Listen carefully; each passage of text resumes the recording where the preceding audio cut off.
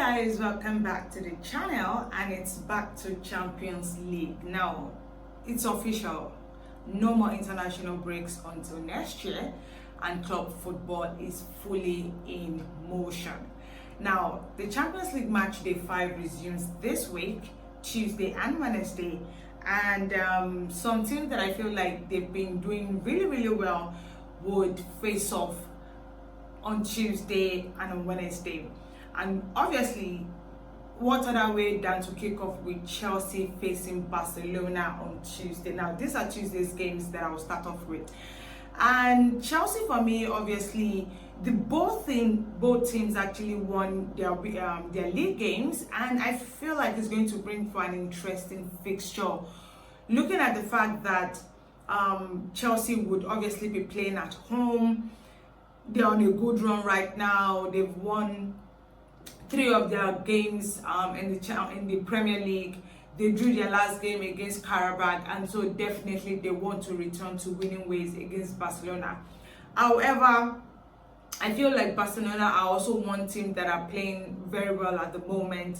They are picking up results. However, I feel like 1 or 2 of their main players might not be available for that fixture, so it will be quite interesting. Also, Chelsea will be missing Cole Palmer, who is their main guy. Is still out, injured. But then again, I feel like even without Cole Palmer, Chelsea are playing very well, so they should have that momentum in their favor. However, as I said, their last game in the Champions League was a draw, and yes, you say it's Karabakh, they should have won, but I think Karabakh was a very good team. Definitely a draw would have made sense for both sides with the way that game turned out. But this time around, Barcelona will definitely want to be more careful with their high line. Chelsea is one team that can break you on the counter. You have to be very conscious of it, and I hope Hansi Flick understands that, because this is one fixture that a lot of fans, especially Chelsea fans, have been so excited about. And obviously it's the fact that the high line is there. They have players that can break them quickly, the likes of Pedro Neto, Garnacho, who is really fast, Estaval. Yeah, they are quick, so they have to be really careful with the high line. However, I also feel like Barcelona are so good when it comes to attacking wise. They have Lewandowski, they have I think Rafinha also. They have really good quality teams. I'm not sure if Lamine Yamal is back to the squad. I think he's still injured. But then again, I think most likely this game might end in a draw because of how good both sides are.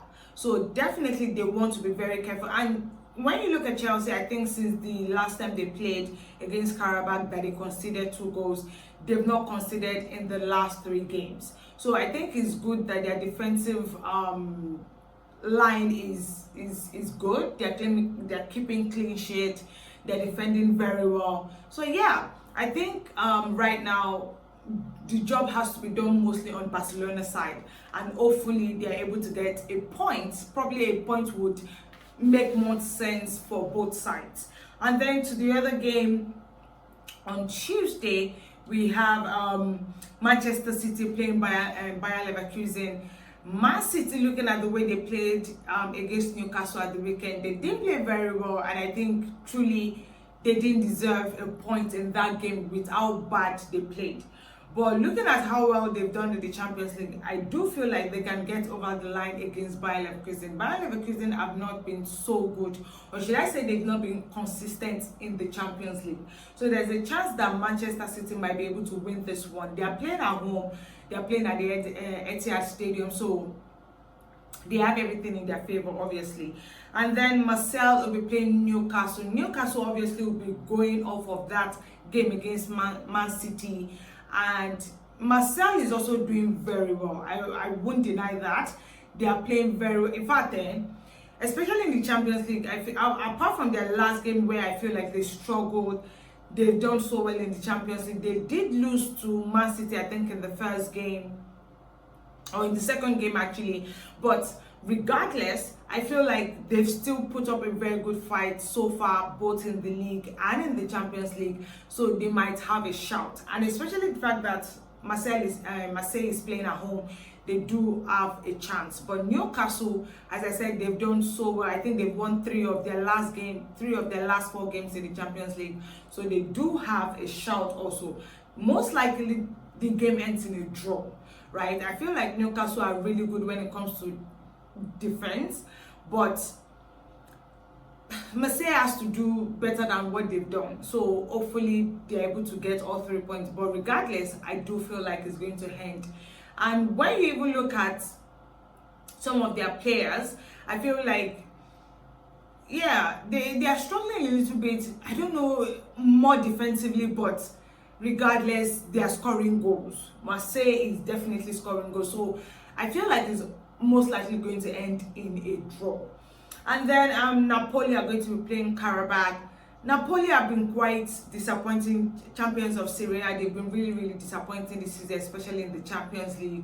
But they're going to be playing a Karabakh side that I think have been so resolute, especially defensively.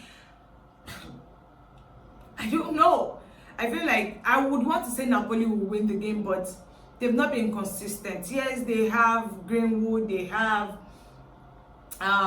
what's his name now? I'm trying to remember. They have Kevin De Bruyne, but I think he's injured. Yeah, they are really struggling. So it might probably end in a draw. Yeah, I do think that's going to end in a draw. And then Galatasaray will be playing Union Saint-Gilloise. Galatasaray should be able to win this one, honestly. They are playing at home. Their last 3 games in the Champions League, I think they're number 7 at the moment on the table. They are doing very well in the Champions League. 3 wins out of 9, beating Liverpool, winning their last game. Yeah, even Osimhen has won 3 man of the match in their last 3 games. Obviously, it's been so good for them. I expect them to be able to also win this one.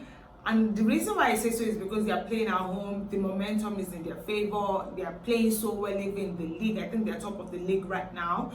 Yeah, they have everything going for them, so definitely they should be able to win this one. However, before I go further in the video, have you subscribed to the channel? Please subscribe now. It's free. That is how you can help the channel to grow. Please subscribe to the channel. Also put on your post notification button to get our latest video as quickly as they drop.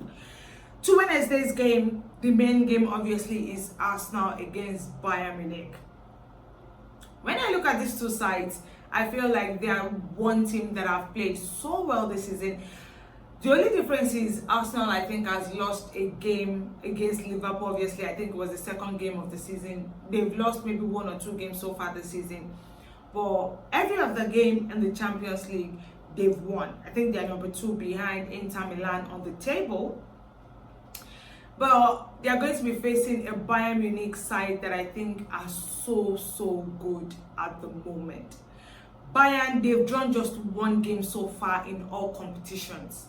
They've won the rest. They've won every single one of them. Drawn just 1. They've not lost a game. That is how good they are. Even their game at the weekend, they scored 6 goals.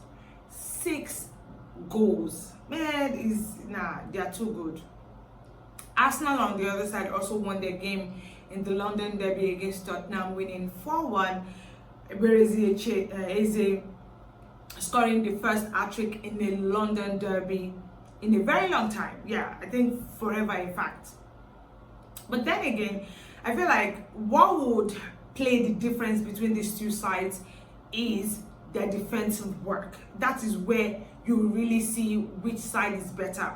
Because as I said, these 2 sides score goals. They scored 3 goals. I think the least that Arsenal has scored this season is probably 2 goals or 3 goals. And the least that Bayern has scored is 3 goals. So definitely they can score goals. But the question is, how much work would the defense have to do? Unfortunately for Arsenal, they don't have Gabriel Magalhaes. However, they have William Saliba, Hincapié, what's the name, Calafiori. Yeah, they have good players, but I don't think they've come against a very good side yet, and that they would face on Wednesday against Bayern Munich. Don't forget, Bayern Munich are shooting all front.